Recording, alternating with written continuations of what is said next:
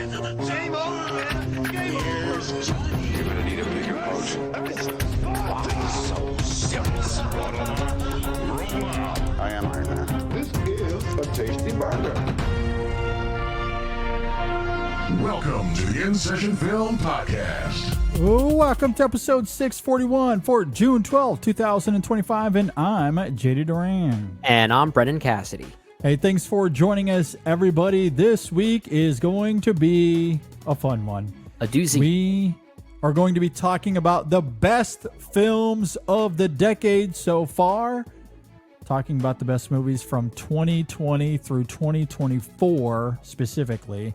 Oh, not 2025? I can't have the monkey on there? No, sadly, the monkey does not qualify yet. When we get you're right. It does. the end of the decade. Yeah, it doesn't qualify. It has to be a good movie. That's what. It has to be good. qualifications Also has to come from the first 5 years of the decade. Yeah. So that's what we are doing here. And we have a really special guest. I've been teasing this the last few weeks, but we are going to have a guest join us for this top five here in just a moment. We did this exercise in 2015 when we were doing best of the decade so far for the 2010s. At the time, we were a fairly new show. We had been around for a couple of years. Brendan came on in 2014, so he had been around for a good year or so by the time we got to that exercise in 2015. And I was deeply, deeply grateful because we were joined by one of my favorite podcasters in the world, especially when you're talking about film. Yeah. The great, the lovely Adam Kempenaar from Filmspotting joined us for that episode. I was eternally grateful. It's still one of my favorite episodes we did that we've ever done, really. Him coming on the show and having a great conversation. We were just babies then. I'm honestly a little afraid to go back to re-listen to that I don't episode. know. I still feel like a baby, so maybe I'm just a more eloquent Fair baby enough. when compared to that now. I'll take the win, I guess. Yeah, absolutely. It was a great time, though. I was very, very grateful to Adam to come Same on here. the episode. And then it wasn't long after that, Josh Larson came on. I think he joined us not that long after to talk about Inside Out. He's been which on a came few out in times. 2015. Yeah, We interviewed him for his book, Movies Are Prayers. We had him on for a few Pixar kind of guest appearances as well. So yeah, that was also exciting, and it's great to talk to Adam once again. Absolutely. So with that in mind, when best of the decade so far came around again, I really wanted to see if Adam would come back onto the show. It has been a while since he's been on, and so I reached out. He graciously said yes. So Adam Kempenaar is coming back. He's going to join us here in just a moment to talk about the best movies of the decade, and I am deeply, deeply excited for that. Before we do, though, I do want to note we have some reviews coming this week. It's going to be a bit of a crazy week, so be on the lookout for all of that, and also be on the lookout for bonus content. We are going to have some bonus content this week, some VIP bonus content where Brendan and I are going to revisit our top 10 list for each year in the first half of the decade. So 2020, 2021, 2022, 23, and 24. We're going to look at our top 10 list, talk about all the revisions we've made, all the changes that we've made and how it correlates to our original list. We're going to have a lot of fun going through that. So if you want to check that out, patreon.com/InSessionFilm, Apple Podcast subscriptions, or YouTube membership. Either way will get you access to that VIP bonus content. So make sure you be on the lookout for that as well. Before we get to Adam, real quick, we did want to talk about some news that recently came out yesterday, I think, as we are recording this. By the time everybody hears it, it would have been later on last week. Oh yeah, it'll be old news by the time this episode It'll goes be live. old news. Yeah. But Brad Bird is not coming back to direct The Incredibles 3, but he is going to write The Incredibles 3. Coming back to direct is going to be the guy that did Elemental and The Good Dinosaur, Peter Sohn. Yeah. Peter Sohn. We wanted to talk about this for a couple of reasons. Obviously, it's Pixar. We all love Pixar to one degree or another. And The Incredibles, man, those movies freaking rule. Brad Bird is a great animated director. Him coming back to just write The Incredibles but not direct it, I think we can briefly discuss it here. What do you think? Briefly, yeah. I guess it depends. I guess it depends if we see eye to eye on this. I don't know if an argument's going to be had here. I don't hate Peter Sohn as a filmmaker, as of basically what we've seen yet. We've seen The Good Dinosaur. I think Elemental is pretty good. You seem to like it more than I do, but I think he's a capable filmmaker when working in the animation medium. I don't have a problem with him tackling an animated IP like this, but I don't know. There's something about the idea of Brad Bird not directing an Incredibles movie that my reaction is, okay, it doesn't count. It just doesn't count anymore. This feels like they're taking away his baby. I don't know what the circumstances are. He was announced as the writer and director when this movie was first announced, which was some months ago, maybe a year ago at this point. And now he's just writing it. So I don't know what happened behind the scenes, if it was, as they all say, creative differences. I don't know what the circumstances were. I don't know if this bodes well for the film. I don't want to make those assumptions or those guesses yet because it's way too soon to tell. There's just something about Brad Bird not directing this movie, Incredibles 3 specifically, that I just don't like. Call me cynical, call me narrow-minded, but this franchise feels very specifically baked into Brad Bird's DNA. And to see it go another way, it doesn't really matter who the other filmmaker is who's coming on. Like I said, I don't hate Peter Sohn as a filmmaker. The fact that it's not Brad Bird is what bothers me. That simple notion is what gives me so much pause, that it just doesn't feel right. It doesn't feel right to me. Yeah, it could be God herself coming back to direct The Incredibles 3, and I would still be disappointed. I am with you. The Incredibles is Brad Bird. Yeah. They are synonymous. And look, I understand that The Incredibles 2 was underwhelming for some. I don't know. It was kind of great, if you ask me.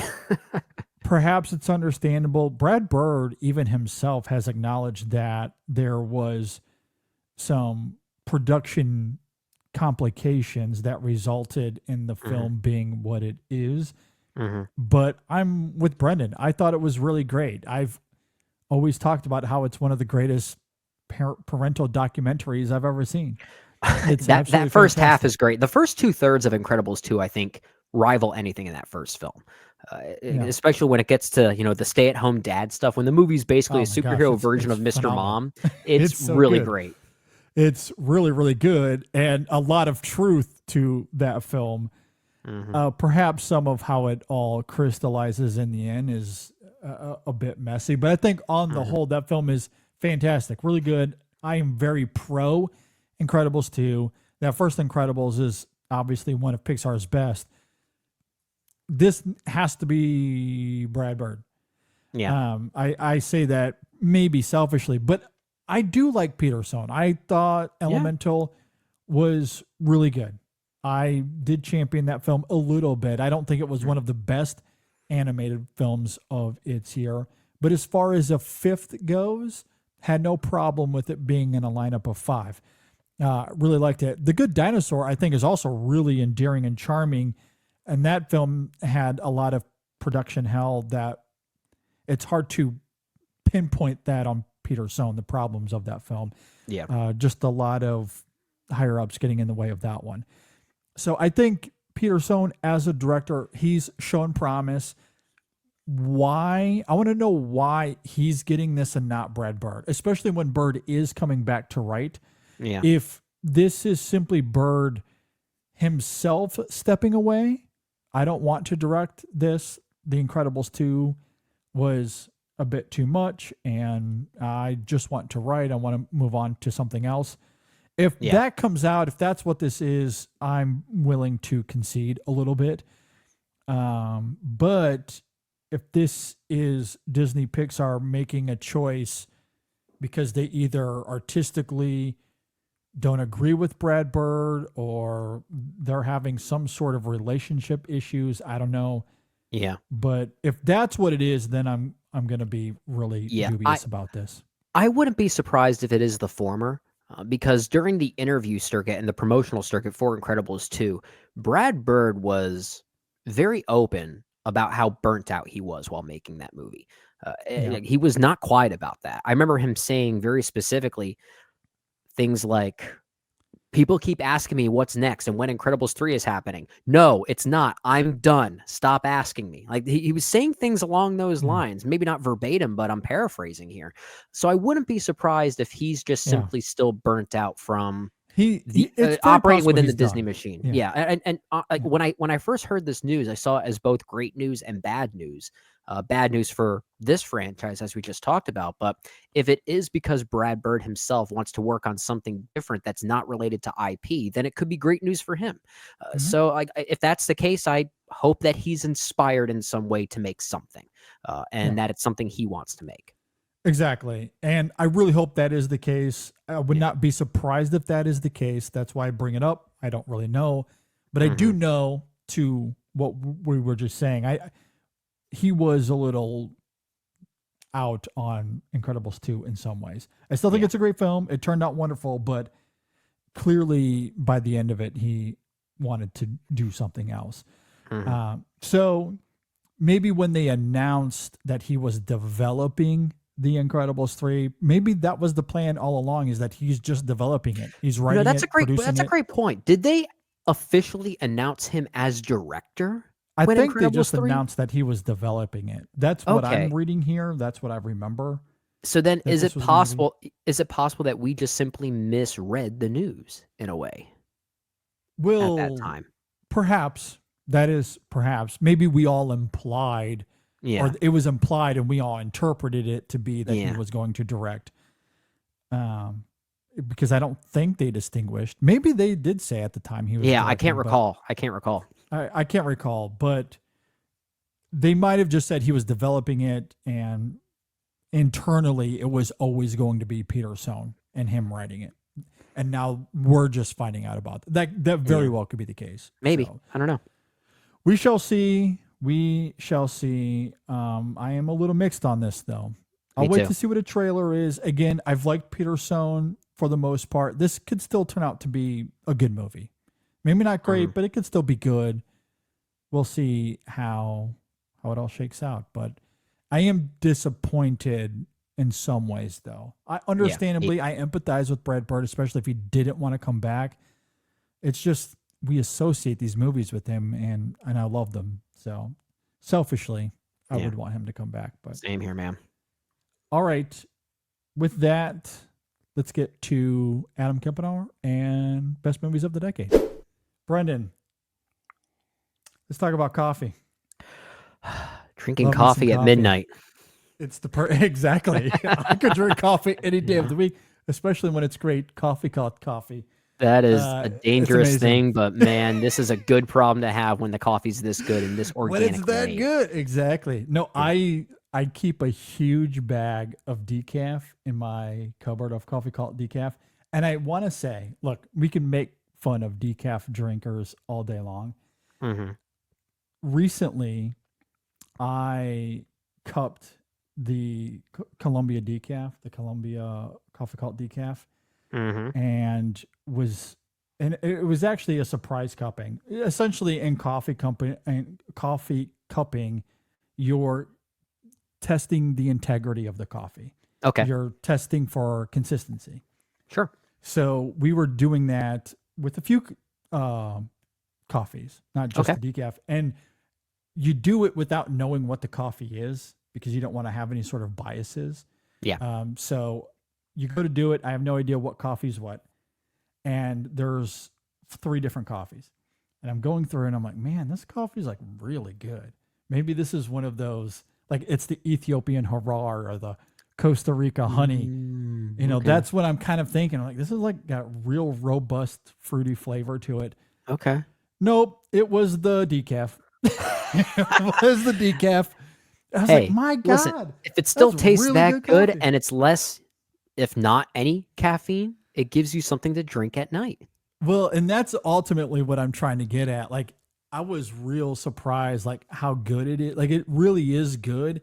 And now I can just keep it at home. So when it's at midnight and you just want a cup of coffee, I can pull out the decaf.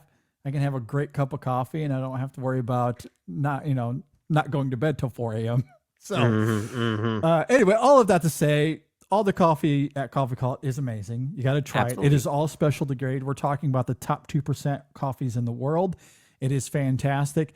CoffeeCult.com, coffee with a K, call with a K, CoffeeCult.com. Use our code at checkout, ISF25. Again, that code is ISF25, and you'll get 15% off at checkout. So go and check them out.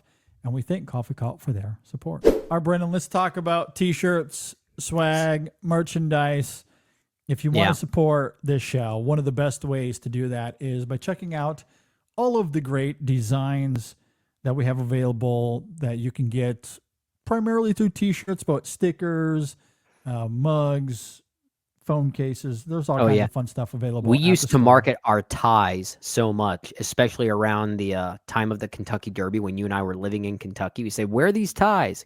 Plaster InSession Film on there. We love that. We absolutely love that. But absolutely, our t-shirts that are there now, your designs, man, really great stuff. You're wearing one of them right now. Appreciate it. I love that one so much. Yeah, this is one of my faves. Yeah, so if you want to check out one of our designs, InSessionFilm.com/store, you can see all of them on our website, or you can go directly to the source, InSessionFilm.dashery.com. You'll see all of the designs. Click on one of them, and it'll propagate all the items, t-shirts, magnets, whatever it is that you want to get there. You can pick the different colors. It's really easy to use. Again, that's InSessionFilm.dashery.com or InSessionFilm.com/store. But yeah, we have all kinds of fun stuff. Everything from Sinners, most recently, to Arrival, to Midnight Special, to La La Land and Moonlight.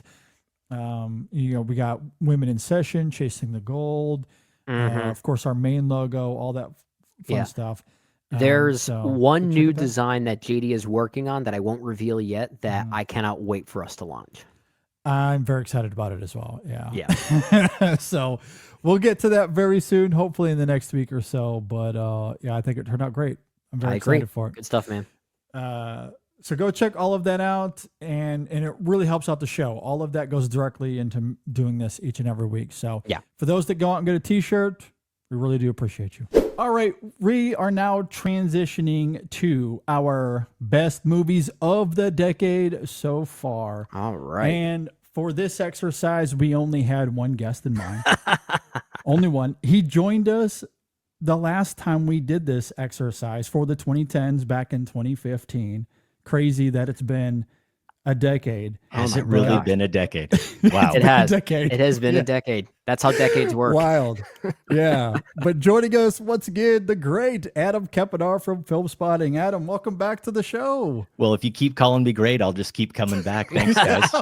We can do that. That's an easy the trick. Legendary. The amazing. Well, I gotta just keep going.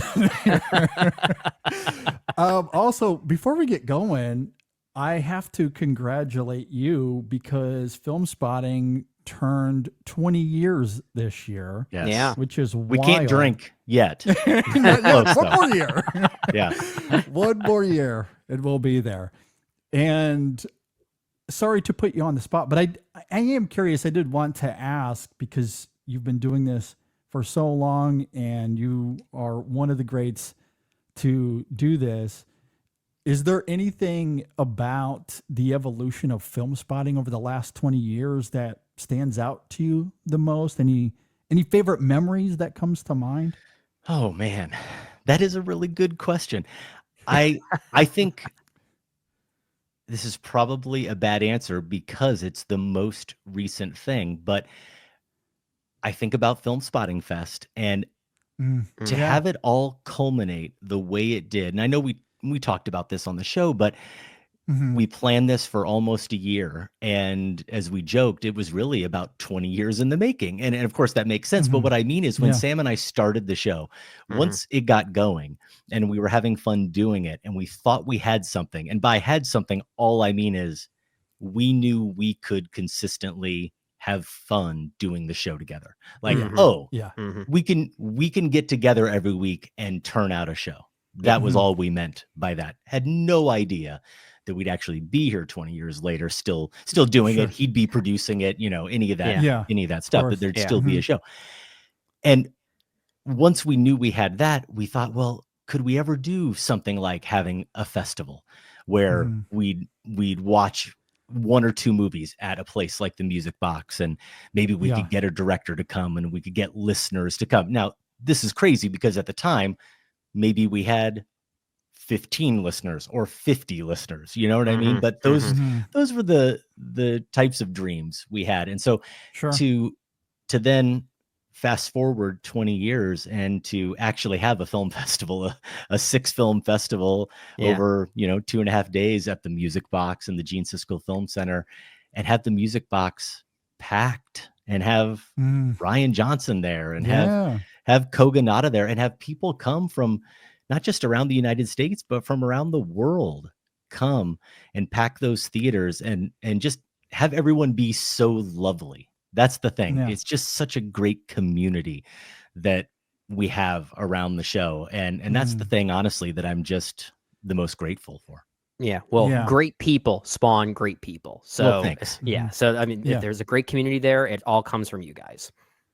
That's nice to hear. Yeah. Yeah. I wish that I could have been there. We were joking a little bit offline. I live in South Florida. It is really hard to get back to the Midwest these days. I haven't even been home to Michigan in quite a few years. I'm trying to make the trek this summer, but with 2 young kids, you never know how things will unfold.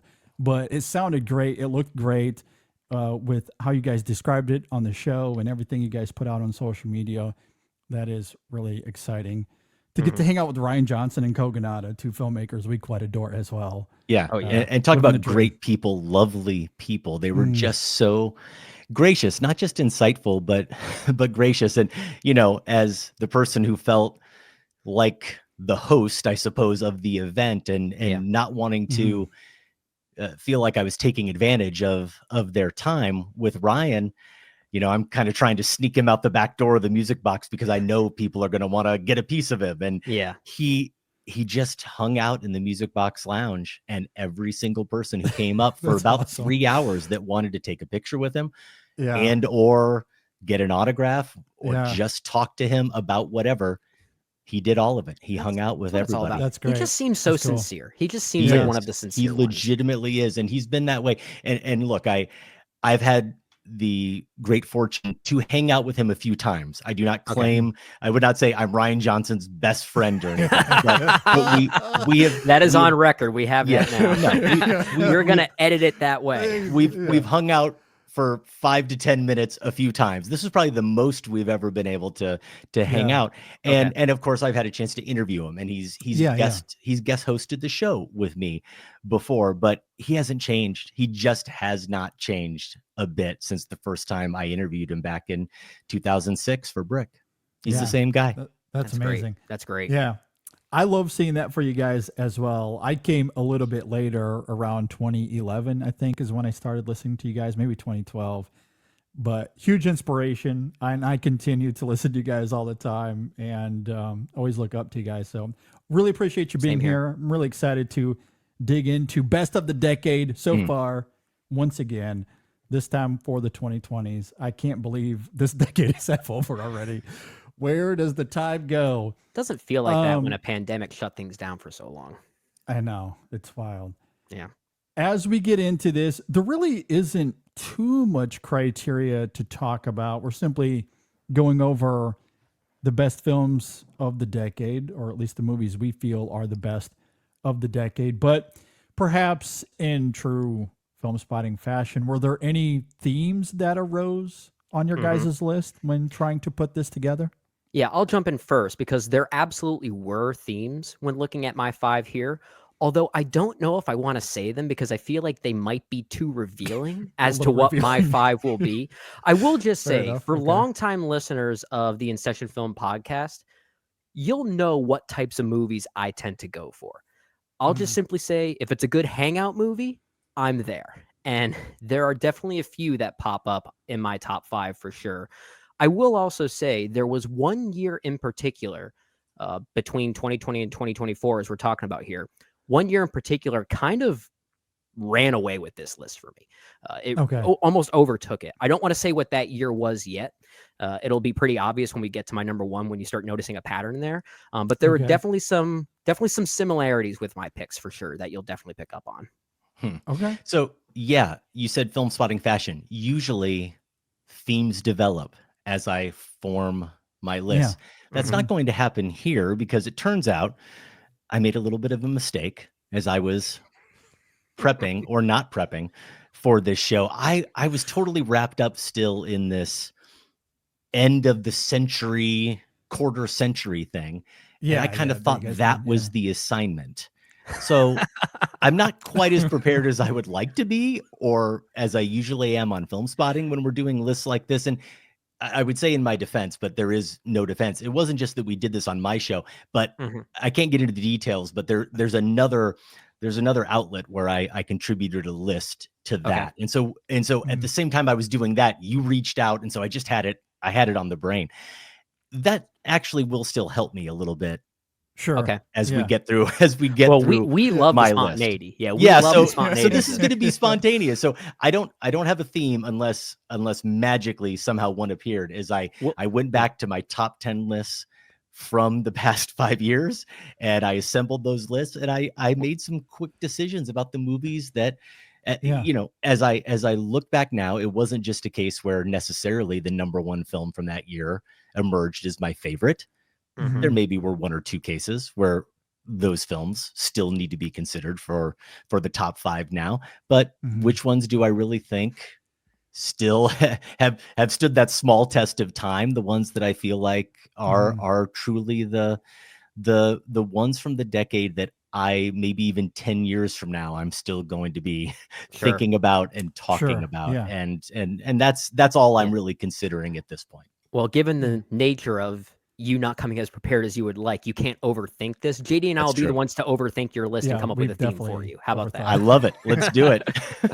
And after listening to you for so long, Adam, I just would not be at all surprised if some sort of theme did rise for you, even as spontaneous as it is.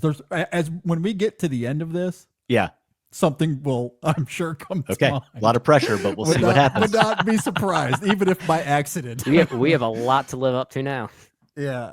As far as my list is concerned, I will say I do think my 5, the 5 that I'm going to be talking about here, is a little bit of an eclectic mix for me, especially when you consider what we talked about last week on the show, Brennan, with film scores. And there was more of a thematic consistency with some of my picks there when I was talking about how evocative and moving those scores were. And that is certainly going to be part of the exercise here, at least with my 5. But generally, especially for longtime listeners of the show, if you've listened to us do these top 10 lists over the years, and what I've tend to gravitate toward as far as my favorite films in a given year, some of these picks might be a little bit surprising from that perspective.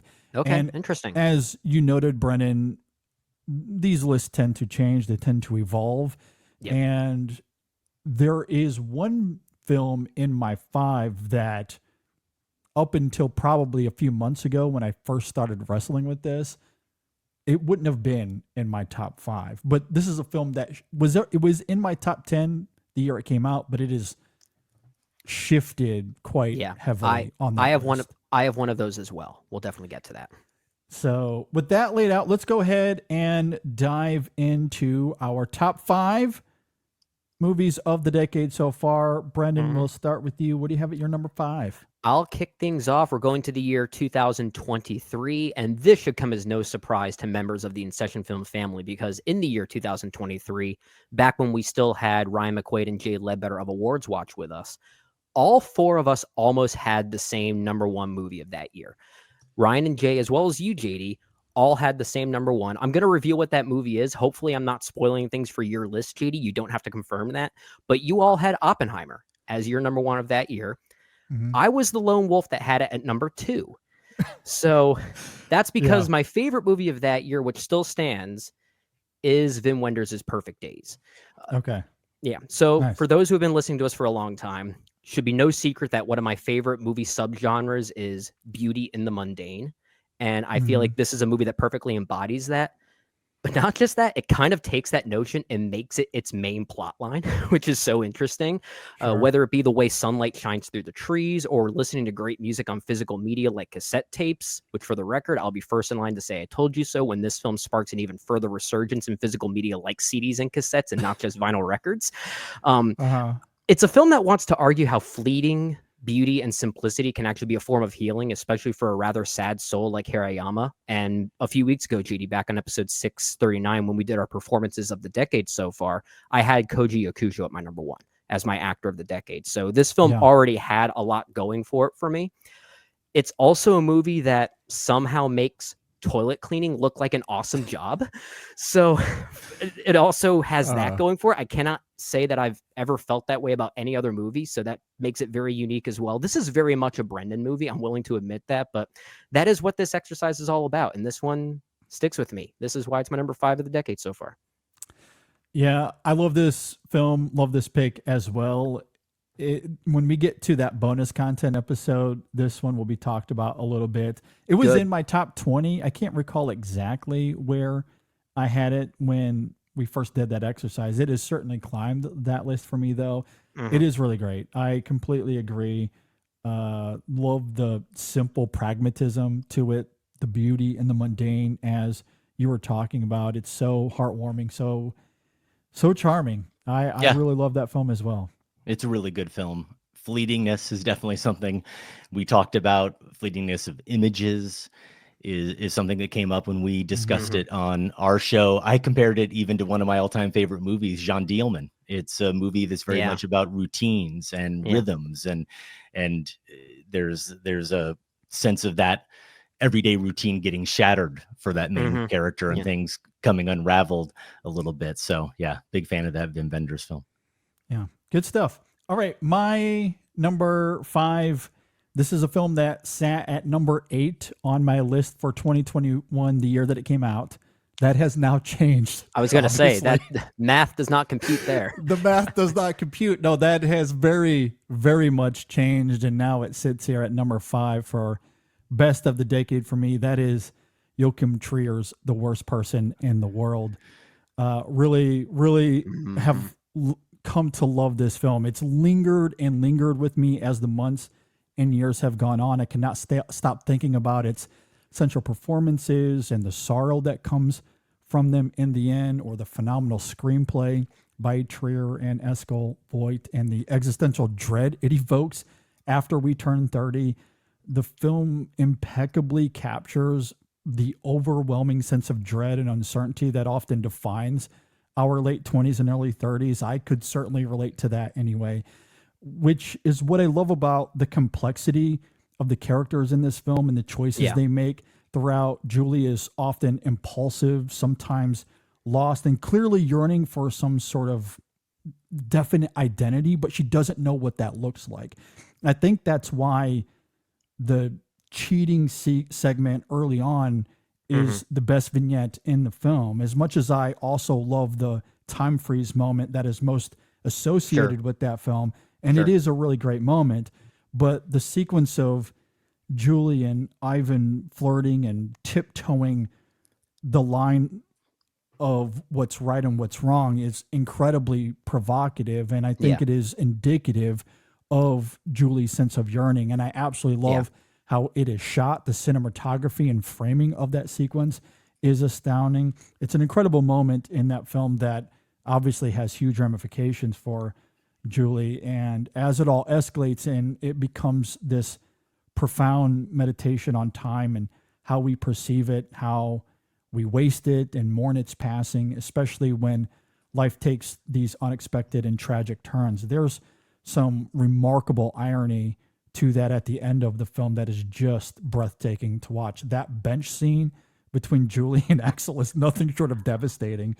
And nothing or not enough can be said about Renate Reinsov and Anders Danielson Lee in that film. They're both truly, truly special with their performances. I really love it. I don't know if it's because I'm on the verge of turning 40 instead of 30. It's still feeling a little bit of this. Maybe that's why I think that lostness is still very universal. That's what makes the movie so translatable, I feel like. Yeah, really great. Anyway, worst person in the world, my number 5.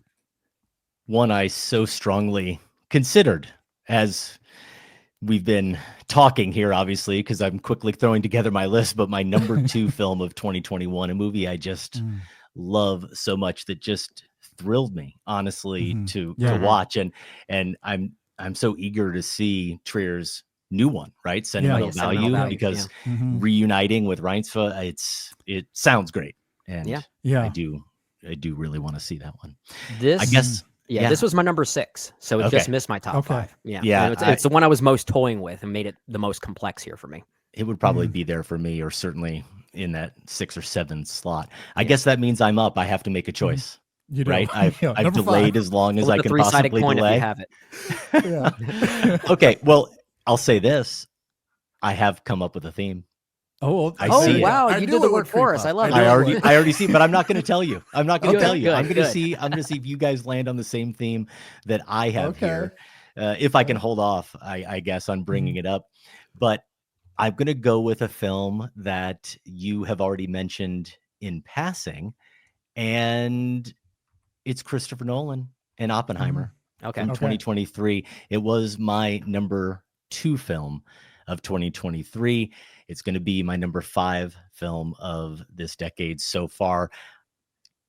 Just the scale of this film and the way I think Nolan takes the great man biopic and upends it in various ways. And the way he manages to portray the anxiety that I think Oppenheimer is wrestling with, and the science, the morality of the science, and he does it through various visual techniques, but then the 2 timeline approach, the fission and fusion, and of course the way it's demarcated in color and black and white. I think there's that act of inquiry and judgment that is happening throughout the film, and the way he actually has an inquiry happening with the Robert Downey Jr.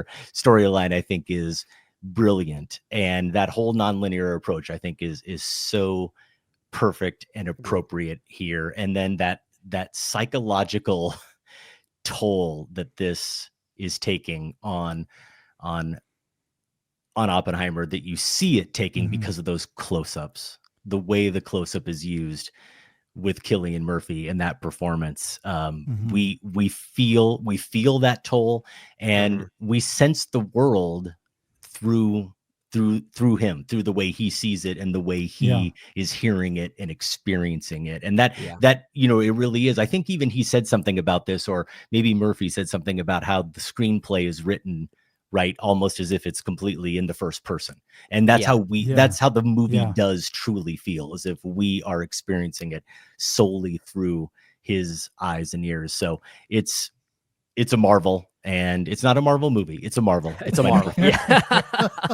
Even though it has Robert Downey Jr. in it. Yeah, it does have a bit of an ensemble potential that could be in a Marvel movie, but it doesn't quite have the same bigness. This is my number 8 of the decade, so it's still within my top 10. It's kind of interesting how we already have quite a bit of crossover happening between our respective lists. If we were to expand this out to a top 10, but I do think this is quite a great film. Certainly one of Nolan's best movies. At times, almost veering close to horror movie territory when you look at that gymnasium scene. At times, this even feels more like a sci-fi movie than Interstellar is, just given some of the framework and some of the formal choices that Christopher Nolan is making. As a formal exercise in what you could do with the medium, I think it is quite special. Yeah. And to reiterate, we talked about this last week. Both Brendan and I had the score from this film, Ludwig Göransson's score, as our number one score of the decade as well, and how it complements everything you guys are talking about is truly astonishing. Great filmmaking. And Cillian Murphy, we didn't really talk about him when we did performances of the decade, but what he accomplishes here in terms of like the nonverbal element of his performance, I think is among his very best work. I agree. Truly earned the Oscar, as far as I'm concerned, anyway. Yeah, I agree. All right, Brendan, what do you got? All right, it's going back to me. I guess that's a nice transition from Oppenheimer to my number 4, because this is technically my big spectacle pick of the decade, or perhaps a more appropriate word would be epic, because I absolutely have it in me to make it epic. My number 4 is Furiosa, Mad Max Saga, which I still stand by as being one of the most uniquely effective revenge tales of the modern era, depicting vengeance as this vicious, never-ending cycle where the only way to get what you truly want is to let your grief and anger fuel something bigger and better than yourself, which is something that Furiosa absolutely does when we start to consider the events of Mad Max Fury Road. It's a movie that shares a lot in common with something like Clint Eastwood's Unforgiven, and how it treats vengeance and violence as something that corrupts the soul. And tonally, I love how distinct this movie feels from Fury Road. For those listening, if I'm going to make a music or even heavy metal comparison, as this is kind of a heavy metal franchise in some ways, if Fury Road was to enter Sandman, then Furiosa is to Nothing Else Matters, because it's kind of the epic power ballad of a heavy metal franchise. And I also think that final confrontation between Furiosa and Dementis, played by Anya Taylor-Joy and Chris Hemsworth respectively, that's among one of the best scenes of the decade, and how it summarizes those vengeful themes and crystallizes in such a poetic way. And I keep coming back to this film, maybe for similar reasons as you talked about, Adam, with Oppenheimer, and how it almost feels first person in a way. And while there are shifting perspectives in Furiosa, when it does focus on a particular character, it does feel like it is through their lens in such a way that makes the film feel kind of literary in a way. It almost feels like a novel is unfolding. There is a poeticism in the way that it moves, almost like this biblical epic, and that makes it kind of unique. I think I might be at a point where I think I like this more than Fury Road by a slight margin. Might be a bit of a hot take. I know that. But there's something about this movie that just moves me in a way that's more of a me thing. It's less so what's better. I don't care about that conversation, but there's something about this movie that really does speak to me that I just quite love. Yeah. I don't know if I have a preference between the two, but I do think they complement each other really, really well. And a lot of it simply comes down to what you're talking about with how Furiosa is the inverse to Fury Road. Yeah, there's a yin and yang kind of happening Road here. It's Fury Road obviously structured around its spectacle, but has those moments of poetry, whereas Furiosa is antithetical to that. And I found it absolutely gorgeous, that biblical-esque poeticism that you're talking about, and how it becomes this stunning tale of finding hope in a wasteland of grief. I just absolutely adore. Love the grandiose of it all, but also love the intimacy. I'm a big fan of this film as well. So a great honorable mention for me. Okay. With that, we'll move on to my number 4. This is a film that came out last year. It was my number 2 of 2024. I'm going with Payal Kapadia's All We Imagine as Light. So good. So good. Yes, it is. I cannot stop thinking about this movie.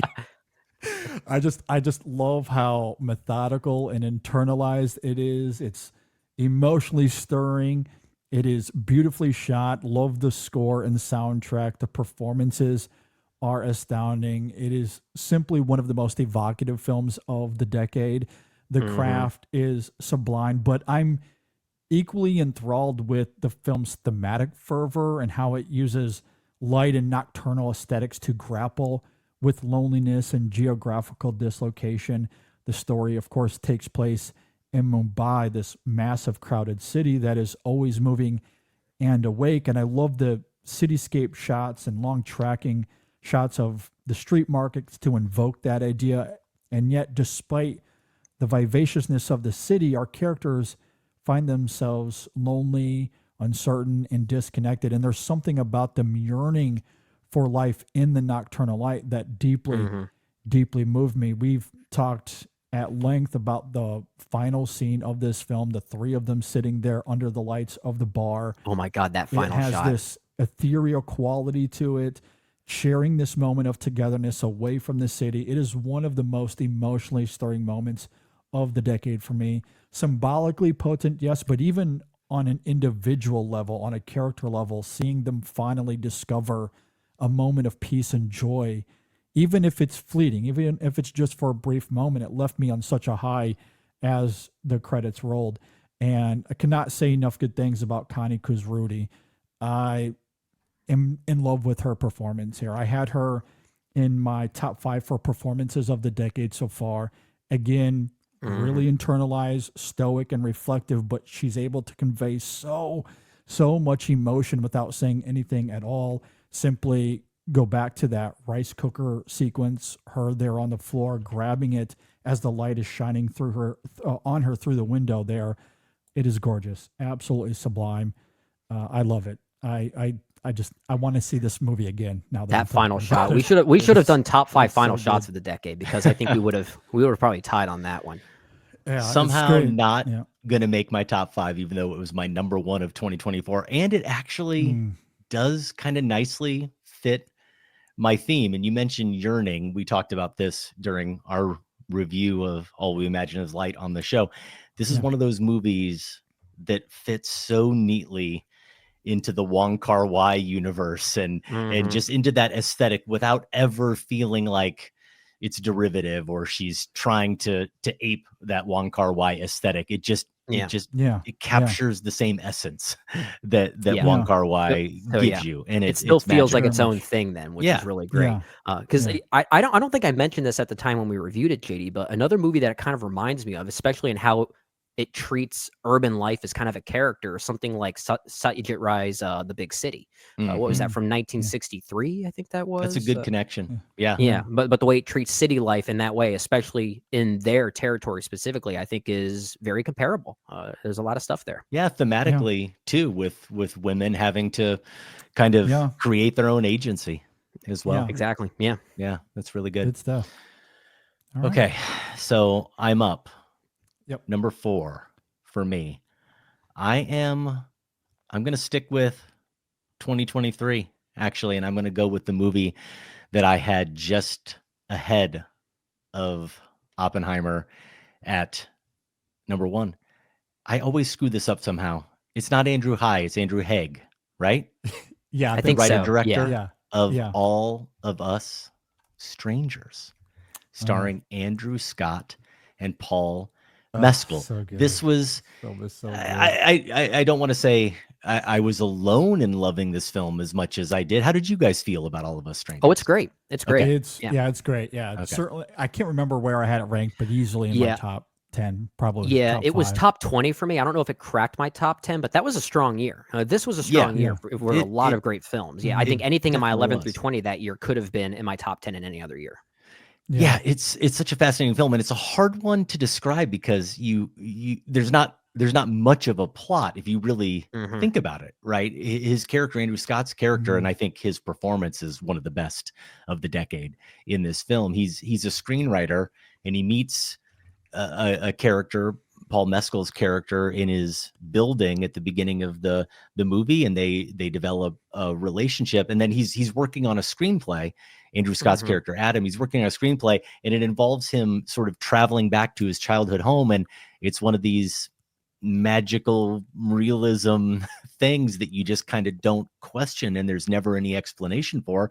When he enters the house, there are his parents, played by Claire Foy and Jamie Bell, and they are just existing in the house as they did 30 years ago, back before they died. And I believe they died in a car accident, and they died in a car accident, before he he was still a young, I think, kind of preteen. He didn't have a chance to come out to them yet. And this entire movie is really about this Adam character still being kind of stuck within this in-between space and feeling like he never had the type of closure he needed with his parents, that he never really got to establish truly a sense of identity, that maybe he's never really had the ability to, because of that and maybe other reasons, he's never really been able to establish a full relationship with anyone. And that's something he's trying to do now. It has a scene in the middle that I played at our rap party that we do at the end of the year. We do our scenes of the year, and I had my moving moment, a scene from this movie that's Andrew Scott and Jamie Bell, where he finally gets to have that conversation with his father. It's the type of conversation I imagine most, or maybe I can't say most, I imagine that many gay men never get to have with their father. And in a fantasy realm, you imagine you would love to have, and you would like to have that type of acceptance and love expressed when you get to finally express to him who you really are, and you get that feeling back. It even though that's not my experience, I still watch that moment and just about weep whenever I see it or I agree. think about it, you know. and the conceit of it, as I described it, this kind of magical thing, it's one of those conceits that you just accept, and you don't need, movies sometimes, they like this one, they veer into that realm where all of a sudden you start questioning the mechanics of it, and does this make sense or not? And I don't know with this film that at least never happened to me. It just gives you enough to believe what you need to believe, and to accept it all kind of on this metaphysical and metaphorical level, and to provoke and to leave you with the right kind of questions. I don't know that I still, by the end, honestly, know what it all means. I have a theory. I like that about it. Yeah. Right. Yeah. I do too. Yeah. Like, I have a theory. I don't know that it's the right answer. I could probably come up with others, and I'm sure other people have other theories. I do like the mystery of All of Us Strangers, and that's why it's in my top 5. Yeah, we had a lovely conversation, tried to decipher all of it as well when the film came out. And I'm with you, that moment that Adam has with his father halfway or partially through the film, it was one of my favorite scenes of the year in 2023 as well. And I don't even know if I can say the line that really provokes the emotion out of me. I'm looking at the words on the page, and I'm Please, come on, JD tears. I want to see JD tears on camera. Once again, it's been a while, JD. I don't think I could keep it together, but you all know the line that I'm talking about. Yeah. I just want you to say good. It's it's so good. Yeah, I deeply love that film for all the reasons you're talking about, and it's very good. Great honorable mention for me. Absolutely adore it. Yeah. All All right, right. Brendan, back to you. My number 3. All right. So, with my number 4, I mentioned a bit of a hot take regarding Furiosa and my feelings on that movie when compared to Fury Road. I guess we'll continue some of the hot takiness with my number 3 pick. My number 3 is Disney Pixar's Luca. Oh, from the year man, here we go. 2021. Yeah. Yeah. So I guess my hot take is not just including something like this high. It's the fact that I think this might be a top 3 Pixar film. Right now, I have this just behind Ratatouille and WALL-E, just for a little bit of context as to what my Pixar tastes look like. And everyone has very different rankings of Pixar movies. It's actually kind of fun to watch them all. But I have this one very highly. And I really wish this movie was a bigger hit. And sadly, COVID-related circumstances prevented it from being a pretty big theatrical juggernaut. And I think it really could have been, because I think it has a universal appeal that could have even ramped up interest in director Enrico Casarosa, who, between Luca and his short film La Luna, he's actually the director of Pixar I'm most interested in seeing more from. And I really hope we get to see something from him again soon. I think he is developing something. But with regard to Luca, going back to the film, I love how this is the closest that Pixar has come to upending their usual formula by essentially making a hangout movie for kids. And it's one that has what I think is a crucially important lesson about the importance of young male love, because more often than not, I feel like young men learn to embrace their sensitive sides way too late in life. And they fail to acknowledge that the best male friends they had growing up, it's absolutely rooted in love and affection, just a different kind that maybe doesn't require any sort of judgment or any sort of labeling. I know maybe some critics at the time perhaps criticized the movie for not being specific enough and acknowledging some of its queer undertones, but I think that vagueness actually adds nuance and a universality to the story. And if you're someone that still wants to hone in on that subtext, the movie doesn't push back on you on that. It does still invite that perspective. And I love that the movie is open-ended in that way, which kind of makes it one of Pixar's more provocative films as of late. On top of being perhaps the biggest tearjerker of the decade for me, which is why I had to put it up here too. A lot of that could also be Dan Romer's score doing so much of the heavy lifting, but the vibe of this movie and the fact that it comes from a kid's movie, I love that idea, and I love that the film also takes that idea and actually does something great with it. So all of that together makes for a great package that I absolutely love. Yeah, I love this film as well. I don't have it quite that high as far as best of the decade is concerned, but this is I don't think Brendan anybody pick. will. I should have expected that you would have Of a course, curveball yeah. like this. Of course. But I do love it. I am with you, though. I think this is top tier Pixar. I adore this movie for all those reasons. We talked about the score last week. I think it has one of Pixar's best scores as well. And of the decade, of course. And that ending, you talk about emotional moments of the decade, absolutely slays me every single time. There's something about the sincerity of it. Again, the way how that score ramps up and the bond that has been formed between those two characters and how it crystallizes, it's dazzling. Really great stuff. I love that movie a lot. Good stuff. Keep the curveballs coming. I love that about you. I don't know if I'll have any more, sadly. Okay.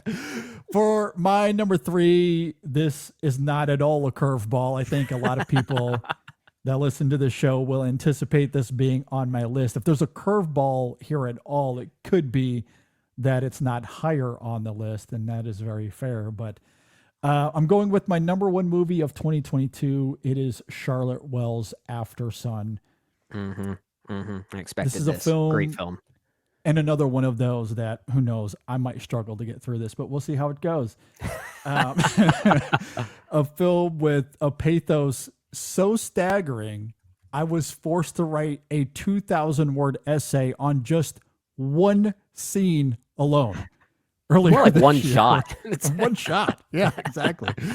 I am continually blown away that this is a directorial debut. There is a sophistication and a maturity to Wells's direction that I refuse to believe it. The way she structures this film, working within the confines of memories, and in particular, how this one moment in time with her father lives on in her memory and how it all coalesces at the end. It is truly riveting filmmaking. The idea, or that idea of channeling your childhood to inform your art and reckon with the memories of your father, is one that I find deeply moving in this film. But it's even more captivating to me with how the film also exhibits Wells, like her allure of the camera, even at a young age, with how Sophie constantly has a camera in her hand and documenting her vacation with her father. It reminded me a lot of the Fabelmans in that regard, where art and family converge in these incredibly profound ways. Sure. There's such a raw and breathtaking intimacy to it that I was hypnotized throughout the entire film, especially when we get to the end with what is revealed to us and why Sophie would be grappling with those memories for years after this moment in time with her father. That all on its own terms is riveting, but it's even more engrossing with the cinematography and the craft on display. The framing and composition of each scene is so stunning to me. The way she captures specific moments or interactions or movement, it's very purposeful, full of sophistication. Obviously, my favorite example is the hotel scene, the stationary shot of the camera looking at the TV, and you get the reflection there of that whole sequence, which again, wrote 2,000 words on. If anyone wants to go and check that out. I was going to at say InSessionFilm.com. between this movie and All We Imagine Is Light, there is definitely a bit of a theme with yours already, JD, Yeah. about just perfect shots that just have this like layering effect to them that all mean different things. Yeah, and I think that'll continue with my next two picks as well. Okay, So okay. if there's a consistent theme for me, I guess it does boil down to that. I would be remiss, though, if I didn't mention Paul Mescal. I had him as my favorite performance of the decade so far when we did that exercise a few weeks ago. I do love that the film never has to articulate directly what Callum is struggling with. It is fervently in Mescal's eyes and the way he subtly expresses his pain, or in the way he tenderly delivers dialogue, the little gestures he makes towards Sophie throughout the film. It's as if he's constantly aware that this might be the last interactions that he has with Sophie. And that comes through so vividly in Paul Mescal's performance. It is astonishing. I love what he's able to accomplish here through that subtlety. I love this film, adore it. My number 3. Yeah, I can't tell you how many times I've heard Queen and David Bowie's Under Pressure in movies, and this might rank at the top of the list as far as the best utilization of it. Yeah. And has anyone heard if Charlotte Wells has anything else in development? I don't know. That's a great question. That is a great question. Nothing's on IMDb, and I'm just waiting with bated breath. I know. Same. I need to know. Charlotte, if you're listening, we're fans. Please. I need to become a billionaire so I can fund my favorite filmmakers. No kidding. That's all I would do. Yeah, get Charlotte Wells, get Deborah Granick in there as well. Sure. Yeah, exactly. All right. Okay. Number 3? Yep. Yeah. Okay. I just want to preface this by saying, All of Us Strangers, small movie. My top 2 choices I'd classify as small movies. Oppenheimer's a big movie, and my number 3 is also a big movie. I like small films, but I also like movies and filmmakers who take big swings, ambitious films about ambitious topics. And I suppose in the case of Oppenheimer and this film, you probably know where I'm going when I say this, ambitious men in these two cases, right? I'm going with 2024's The Brutalist, Brady Corbet. Okay.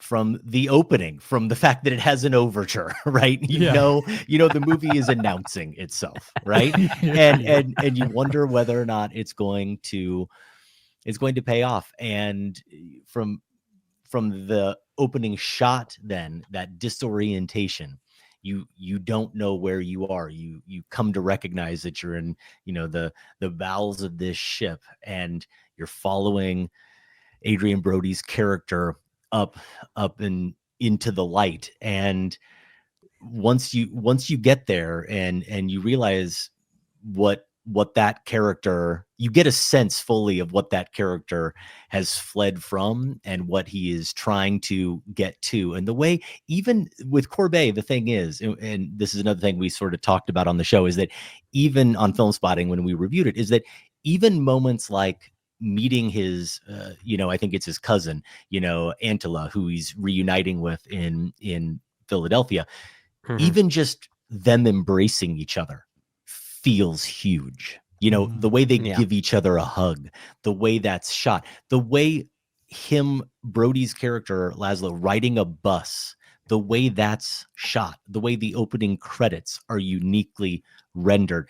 There is something artistic and creative and different about almost everything in this film. And for me, it works. And one of the shots that I singled out that almost feels like something that you could immediately look over or ignore, but there's a moment that ends up being this crucial moment in the film where a train derails, and the way we don't need to see the train derail. It could happen off screen. We can get the phone call that says there was a train derailment and people have been injured and everything that was on it it's lost, and now the job's going to be, it's off track, it's off schedule, we're going to have to stop building, right? That could happen. But Corbet understands that this is seismic. This is going to delay this ambitious project. It is going to upend everything. That this changes the way this changes the story, right? Is huge, and it needs to be treated in that way. And so what does he do? Again, he not only shows us that the train derails, but he shoots it as if the camera's in 30,000 feet in the air or whatever, right? 10,000 feet in the air in the clouds. And the train is snaking through the tracks. And when it crashes, we see the flames shoot up in the sky like a bomb's been dropped. It's that kind of approach that he takes. And those kinds of choices are the things that really stick with me about that film. It's another film, again, it's nothing like All of Us Strangers, but it has an ending that has left a lot of people with questions. It's an ending for me that I think has some great mystery to it. It's one that I think does, like Oppenheimer in a lot of ways, not just the ending, but the film itself, leave us with some questions, or it's a movie that has some subversions of the classical great man, a great artist approach to movies like this. And that performance here, again, just like in Oppenheimer with Cillian Murphy, I think we have one of the great performances of the decade from Adrian Brody's character as well. So it's one of those films that earns that term bravura. When we talk about bravura filmmaking, it's there in almost every shot. And the way that character's talent is something that scares everyone around him. And it becomes something that other people, like Guy Pearce's character, feel the need to try to exploit and to try to control is something that fascinates me and fascinated me with that film. Yeah, we often talk about this on the podcast, JD.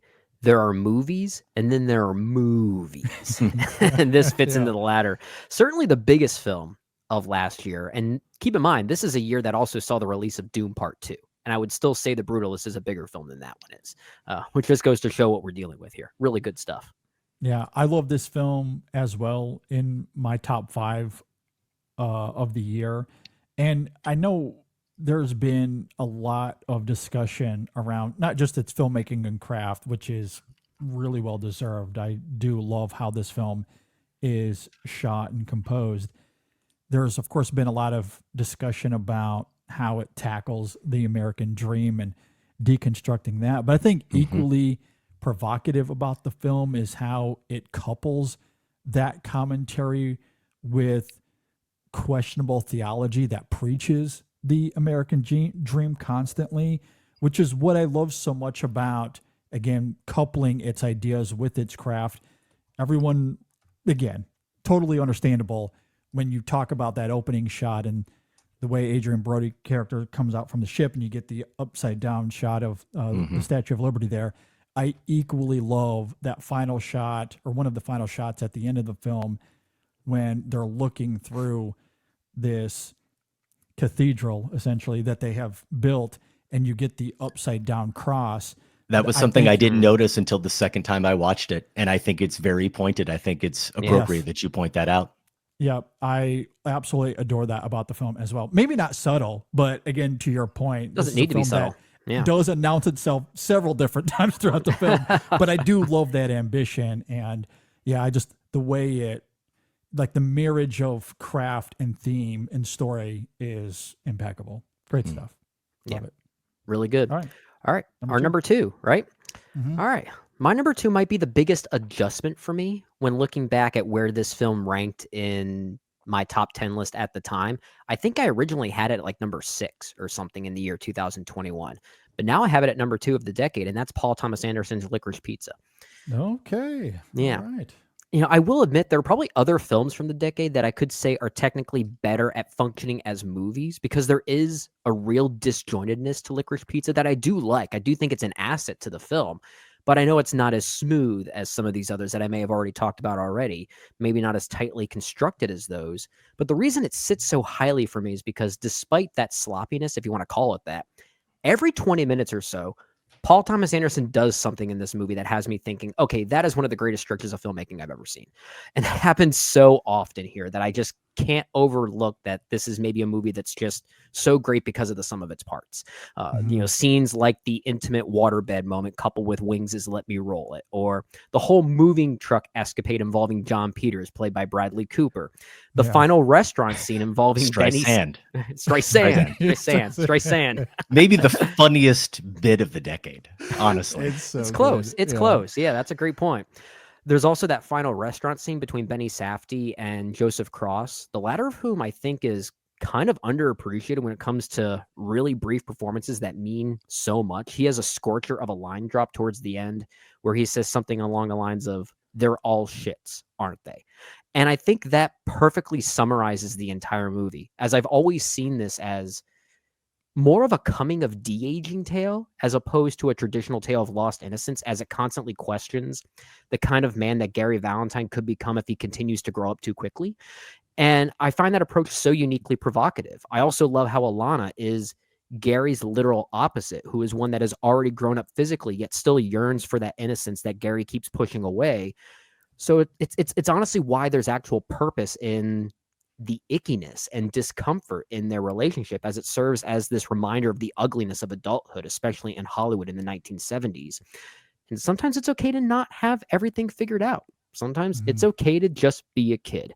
As long as you learn a good lesson when you inevitably do grow up, just don't be a shit, as that line eloquently puts it. There's really no other film like it, and that's why I had it so high here. And it is quietly becoming one of my favorite PTA films. There's just something about it that I'm drawn to. Nice. I need to give this one a revisit. It was in my top 10 the year that it came out, but I don't know if I've seen it since then. I just need to make time to give it another go. I do really love this film a lot. It is really funny. I do remember us talking about how this was, at least at the time, I would need to revisit the film to see if this still sticks. But I do remember us talking about how this felt like Inherent Vice 2.0.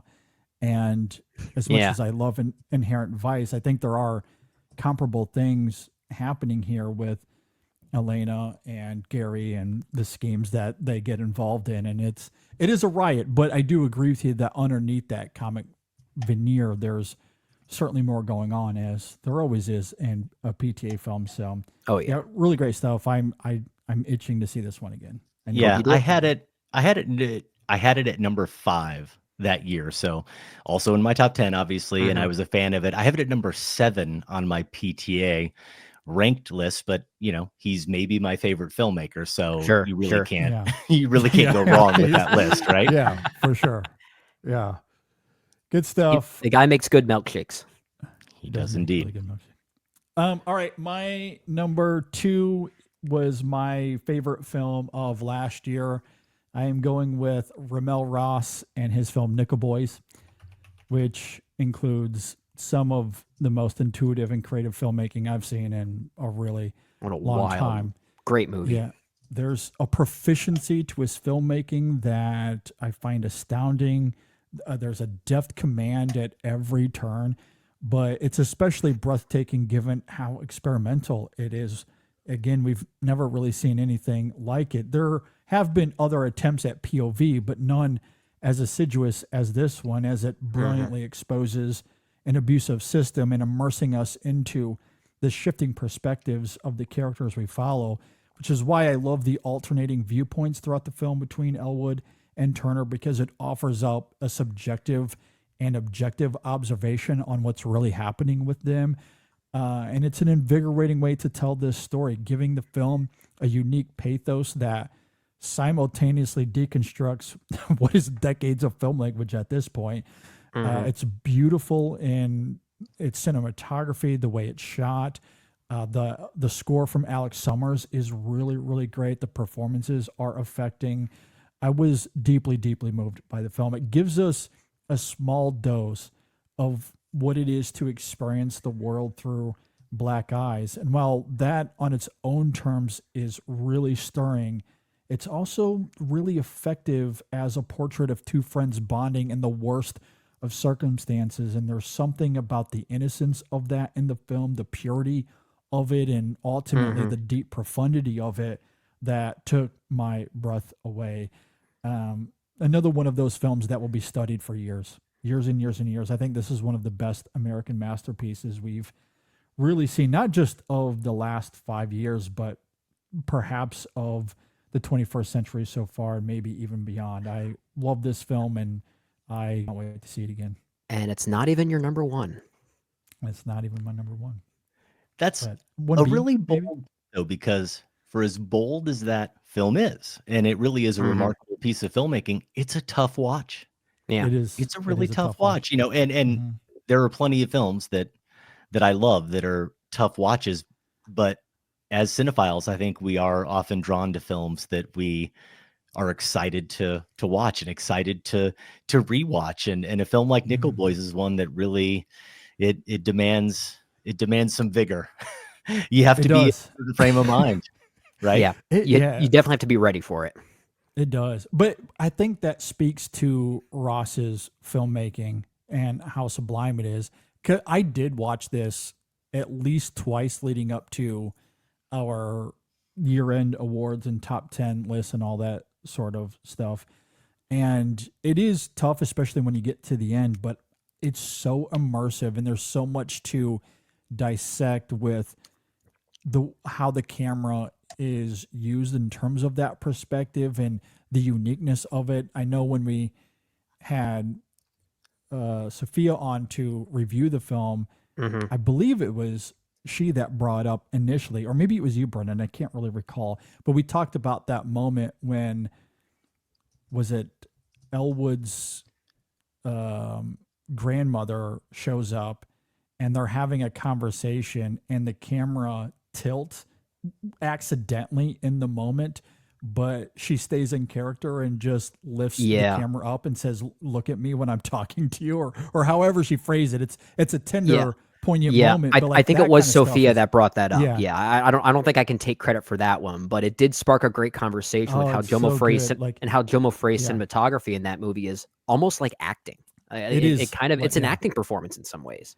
It's incredibly intuitive, and you couple that with the editing or the way it goes back and forth in between time to give the film further context, I think is absolutely striking. So it is a tough watch. There's no doubt about it. But I think it's also one of those films where the craft is so meticulous and unique and different that it's an interesting counterbalance to that. At least it was for me. Yeah. Great stuff. Oh, It's great. I love this movie. all right. Back to Adam. What do you got on number 2? Number 2, I said I was going to have another small movie like All of Us Strangers. I think this is an even smaller movie than that one. And it is one of the films that made my top 20 films of the century so far.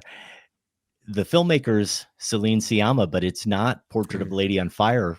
And that is a movie I love as well. It's actually the movie that followed that one, Petit Mama.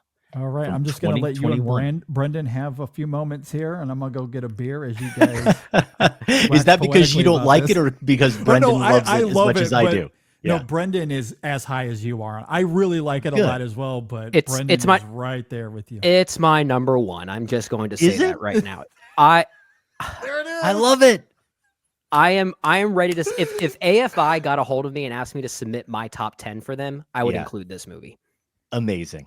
This is you wonderful. go. Well, I'll give you a few thoughts here. I I love that. this movie for me, it's one I've talked about is just it's a little miracle. That's how I think about the movie and the way it gives us such a strong and strongly defined sense of place. It's another movie that like, and maybe I'm hinting or getting a little bit at my my theme or my idea, the central concept a little bit, but it has a little bit of that magic to it where you have to, but you don't have to work very hard to buy into the central conceit of it, which is there's some magical realism to it, right? Where you have Yeah. a young girl out in the woods who one day she goes out and the next thing you know, she's encountering a young girl like her, and we recognize that it's her mother, but it's her mother as a young girl.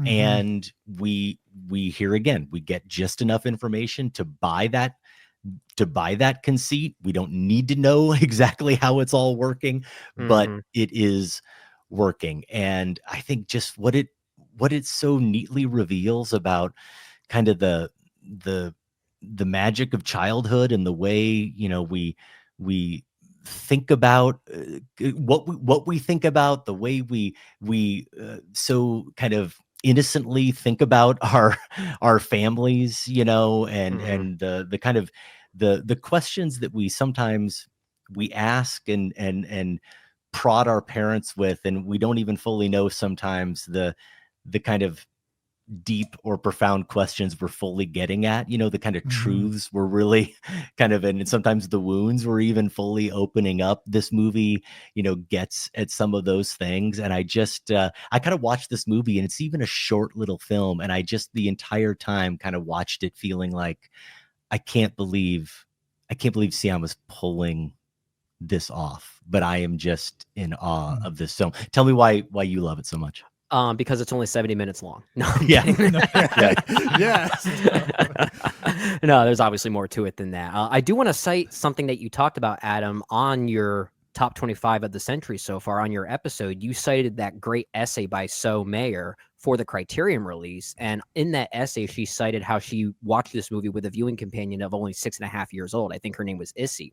And she asked her directly about this conceit and the mystery of it all. And I guess this companion said, I like it when things are a mystery forever, because then one day you can work it out.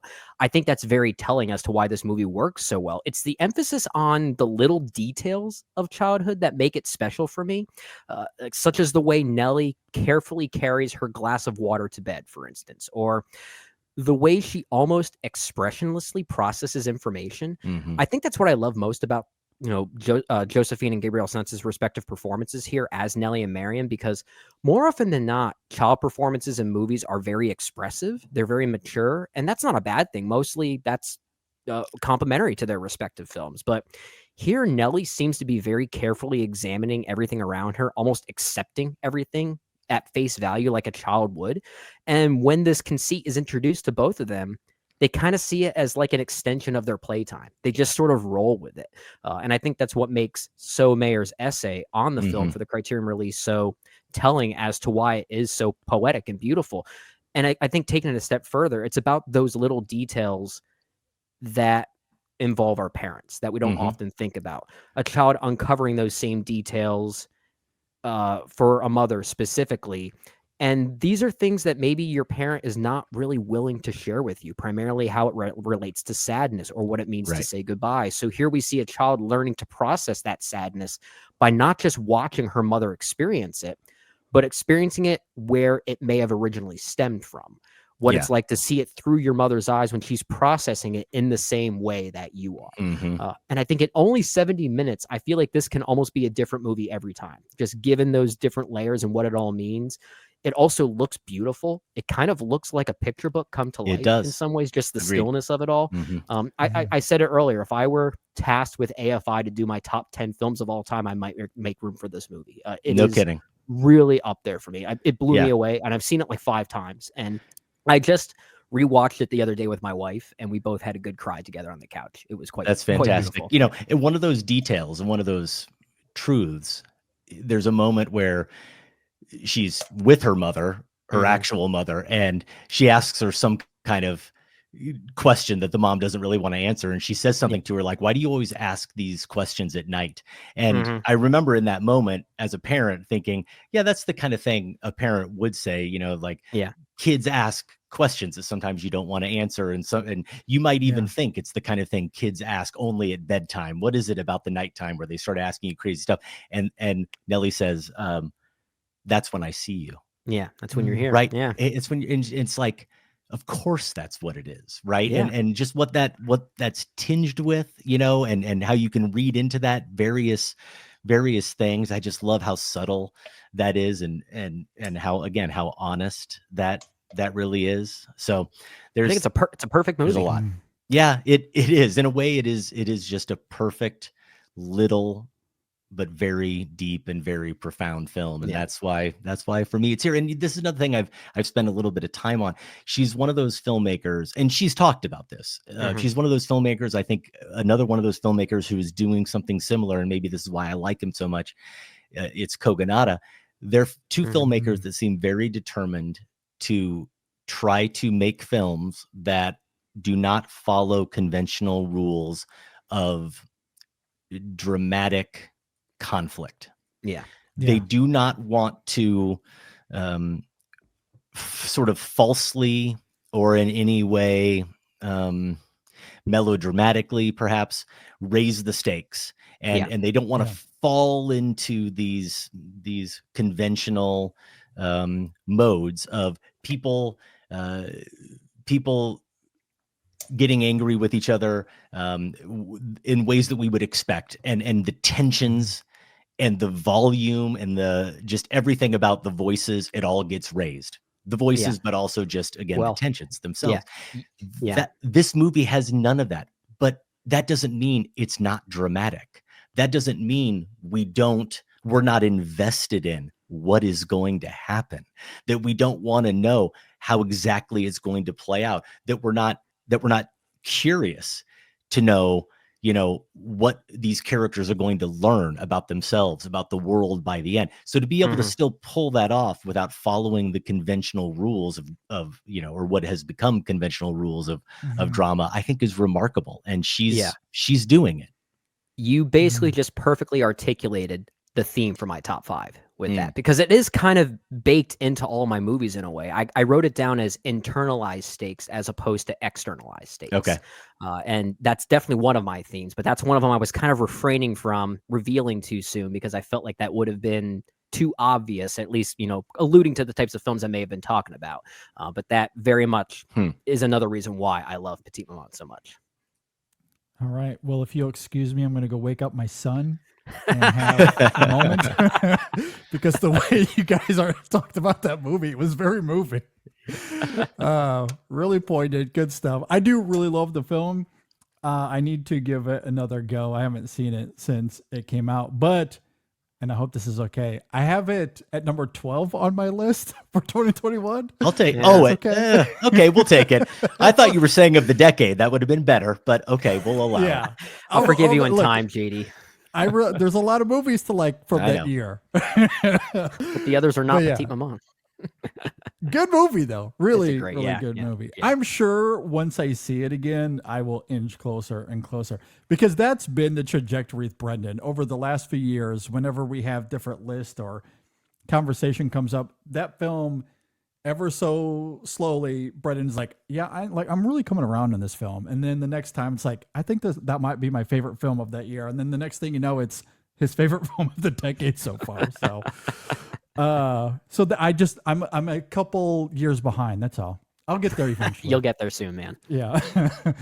All right. My number 1 of the decade so far has already been brought up. It is Christopher Nolan's Oppenheimer. I think this is the cinematic achievement of the decade to this point.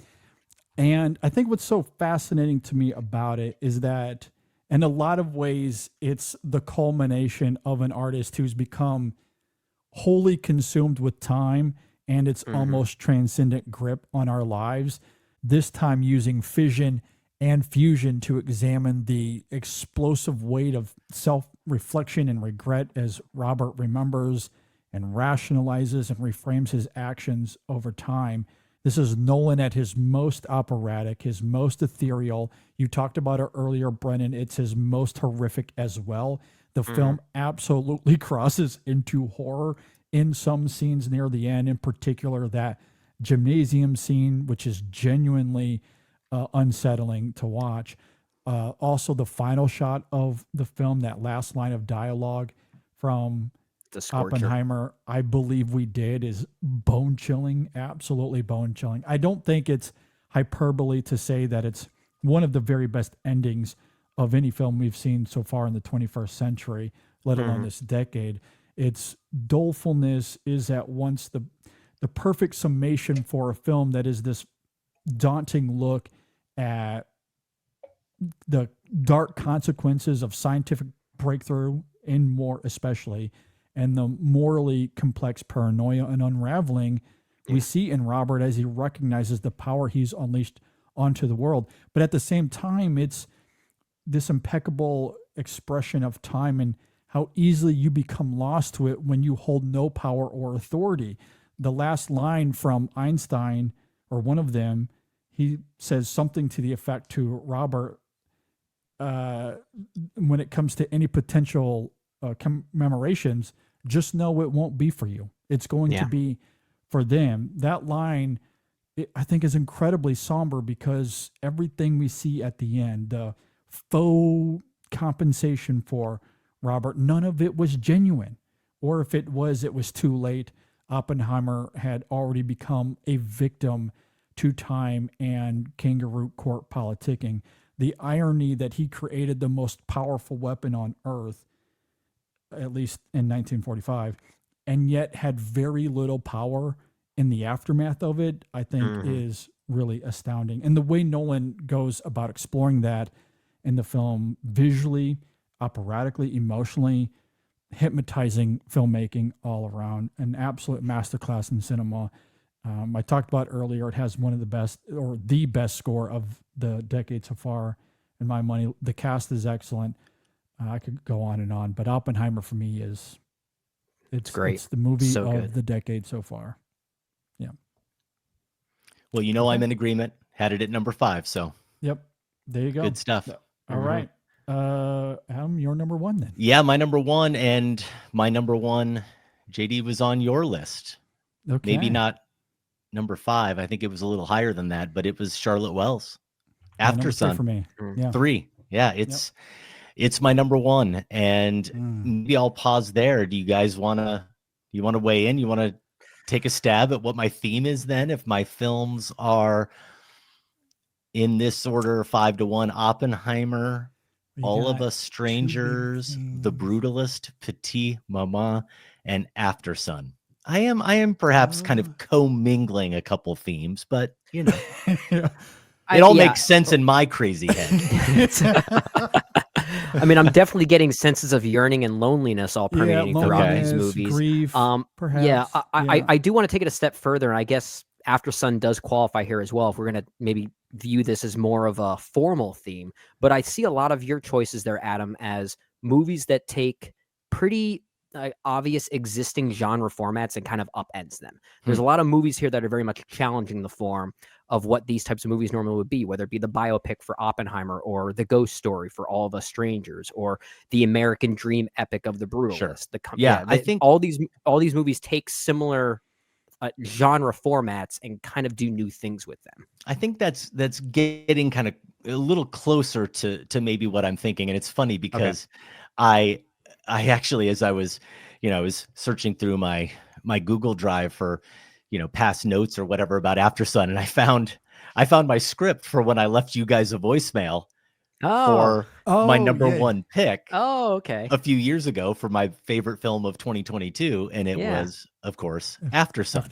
And so I have those notes here, and actually in that voicemail, I really talked about what is kind of what I see here as one of the unifying themes. And I think they're connected. I'll tell you what part of it is.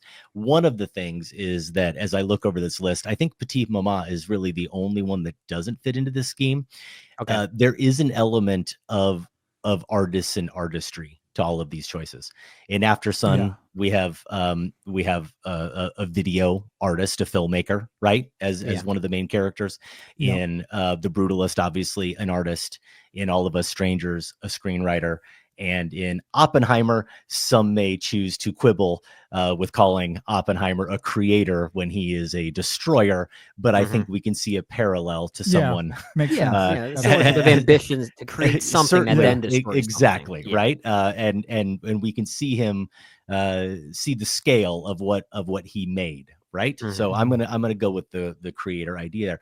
But I do think it's maybe connected to that, because creators then are partly what they're doing is maybe fabricating, designing, or partly responsible for creating these other kind of worlds. And that's one of the things I talked about in that voicemail, and I've mentioned here previously in this conversation, is, I said that Wells evokes this feeling with After Sun, that all of these events are sort of playing out within a kind of liminal space. It's as if it's between the unconscious and the unconscious and memory, and it's like, part of this is Sophie, who, she's mining her own memory. It's camcorder footage. What is this world that we see him disappearing into, Paul Mescal's character, at the end? We don't totally know. What's this world that they exist in, Paul Mescal's character and Andrew Scott, in this high rise in All of Us Strangers? What exactly is it? And what is this world when he crosses that threshold into the place where his parents live, right on the other side of reality?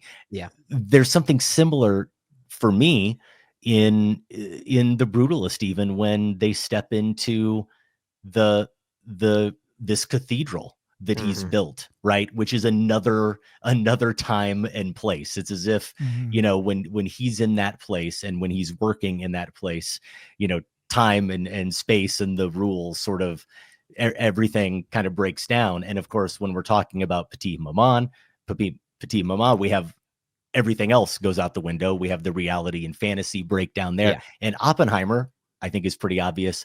Not only do we have a split between the black and white and color worlds, but we have the world of quantum physics, right? Yeah, we have a completely separate world that as Oppenheimer explains in the movie, like he's teaching classes about something no one really truly understands, right? And so they're trying to figure that out. So something about clearly, because I'm drawn to these films, though I don't know why, because I certainly don't understand even the slightest thing about quantum mechanics or physics, like not even remotely. Like, there's a reason why I was an English major, didn't take a single science class. That's why we're film critics here. Yeah.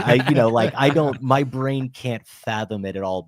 But that idea of, you've listened to Filmspotting, so you know that meta movies and the blurring of reality and fantasy, and fiction and nonfiction, and then something about these kind of new spaces that are created where artifice, we find truth in artifice.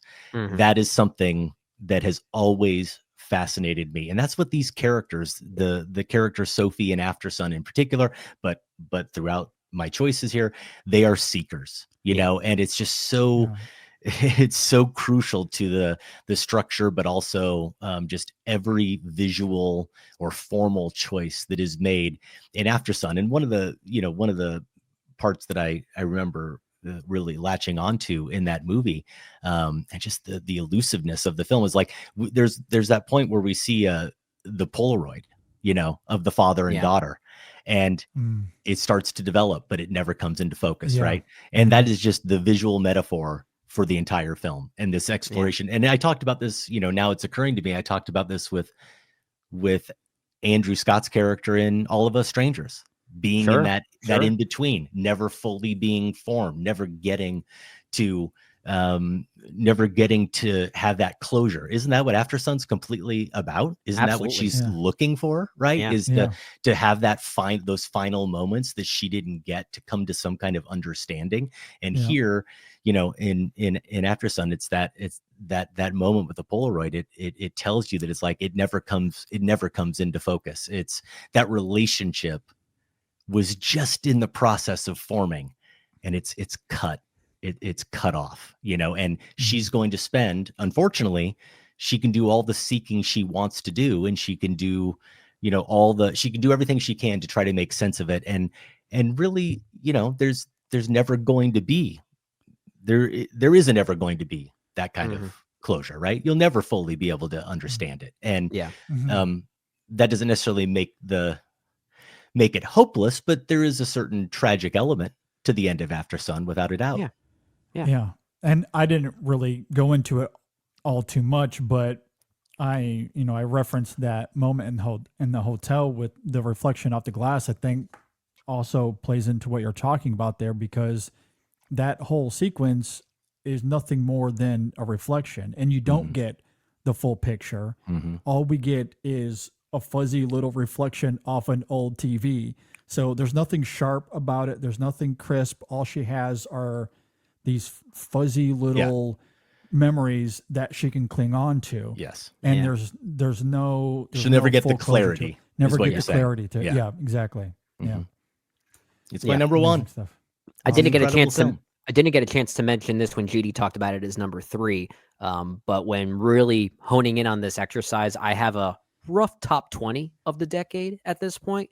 After Sun is sitting around my number 18 right now. So it's not quite in the top 10, but it's still in the conversation of best of the decade for me. Okay, so he's wrong about Petit Mama. You're wrong about After Sun. It all balances out. It all comes together. Exactly. It's what equality is That's all what about. we do here. Yeah.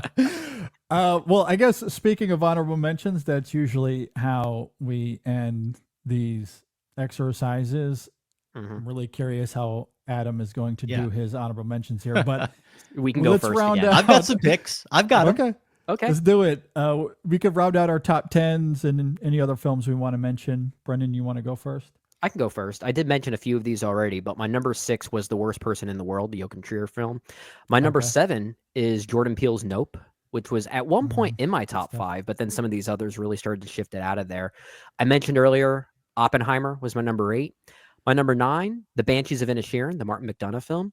My number 10, Kirsten Johnson's Dick Johnson is Dead.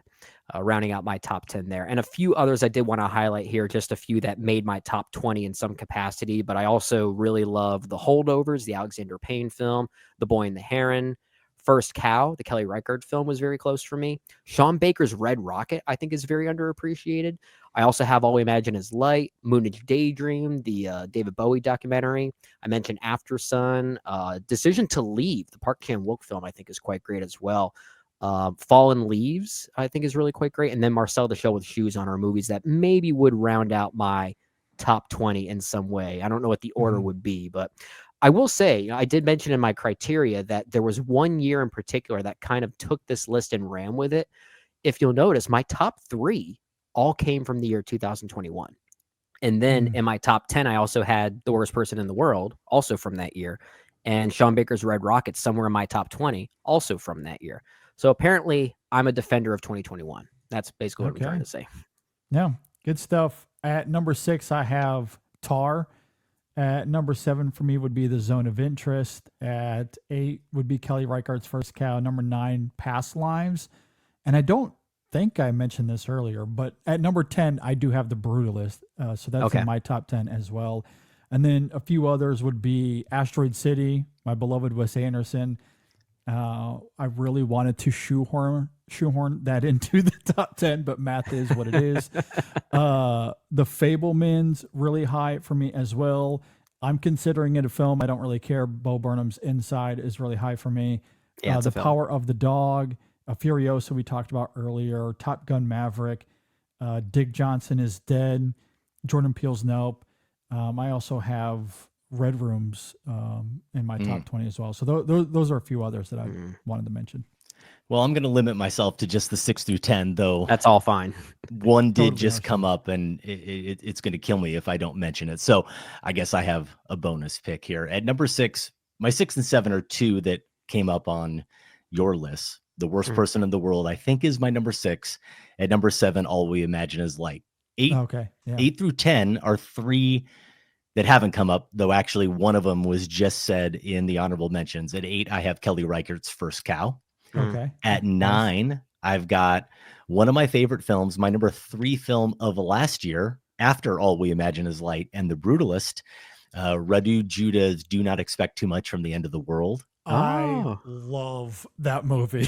That's got to be in my top. Absolutely love it. That's got to be in my top 10. And honestly, even if the movie was just the final shot, the final sequence, so good. it would probably be in my top 10. It's so good. And Brendan, you need to see this film. I know. Oh, I'm man. still blind on this I one, mean, Sam. and the sad part is, without getting into it too much, I'll just say it it feels like a movie of our time, and it might be a movie of our time for the next decade plus, you know? Yeah. So Mhm. it feels like it needs to be there. At number 10, I'm going to go with the movie I did put as my number 1 of 2020. And this is just going to be a little shout out. Not that it deserves it, but a little shout out to the COVID years. Mhm. And I just remember what it was like watching Steve McQueen's Lovers Rock during the heart of COVID. Yes. And it feels like 100 years ago now. But when we're quarantined and the most interaction you're having with anybody outside your family, the closest you're getting to anybody in terms of proximity or intimacy you're getting to anybody is what we're doing right here is virtual, right? Yeah. And maybe, you know, when you have to go out and go to the grocery store and you're keeping as much of a distance as you can with a mask on, and you watch a movie like Lovers Rock and you see these people at house parties just, you know, having the time of their lives, grinding on each other and just dancing. And it's such a beautiful film. And it really did just reminded you of kind of what you were missing out on. Yeah. You know? Yeah. And Great point. it felt like an elixir. It felt like something we needed at the time. So I'm gonna carve out a spot for it. But you know, you mentioned Tar, and I guess it feels like one of those big, great man, but what I really mean is great artist movies that needs to be reckoned with in that top 10 somewhere. So that would certainly be in the mix for me. Yeah, I do want to comment on Lovers Rock quickly, because that needle drop, that middle dance sequence using, was it Silly Games by Janet Kay? One of the best needle drops of the past 20 years. Absolutely. Yeah. I thought every needle drop in that film was. I mean, everyone, that's the one I still remember. That's the high point. That is the symbolic representation of how music feeds into their lives. Yes. Yeah, I feel like there was a stretch of time there where all I did was listen to that soundtrack, like almost exclusively. It felt like it's great. Great stuff. Absolutely adore that. Well, thanks, Adam, for being here. This was a lot of fun. Pleasure to have you back on the show. Yeah, great to be here as always, guys. Thank you very much. Absolutely. I cannot recommend Filmspotting enough. I'm sure a lot of our listeners already do listen, but just in case, where can we find you guys? Where can we follow you on social media? Wherever you get your podcasts, Apple Podcasts, Spotify, or check us out at filmspotting.net. You can also follow me on Letterboxd at Filmspotting, Instagram at Filmspotting. Those would be the ones I'd recommend. Yep. Please go give Adam a follow. Check out his show if you're not. I would say it's the best film podcast out there. I'm just going to say it. Yeah. I'll echo that. And I'm not just saying that because you're here, maybe partially because you're here, but I would say that to anybody any day of the week. I do appreciate it. As I said, a pleasure coming on as always. And it was a fun show. You had great picks and reminded me of how good of a decade it's been so far. It's been great stuff. Yeah. It has been really great. I look forward to the back half of the decade. When we get to do this all again. And we get to do it all over again. Little hindsight going over the whole decade. All right. With that, we are going to wind down here. Just a reminder that we have a plethora of reviews coming out this week. I have no idea what it's going to look like because we are recording this episode a little bit early, but we have How to Train Your Dragon. Who knows how that's going to turn out. But I think my son might join us for at least a portion of that episode. I have a feeling Brendan and I are going to go a little hard on that film. We'll see. I'm going to we'll give him his own segment. I think that's only fair. Yeah, because I know he's going to love it. And then, of course, we have The Life of Chuck. That is getting a wider release this weekend. And I'm forgetting the other one. What's the other one? Materialists, of course. So yeah, how could I forget? I can't forget Past Lives Yourself. I know. So yes, I don't know what the schedule is going to look like, but we'll have reviews for all three of those, and there will be a new Women in Session later on in the week as well. So with all of that said, thanks again, Adam, for being here. Thanks for listening, everybody. Thanks for watching. We'll see you next time on the InSession Film Podcast.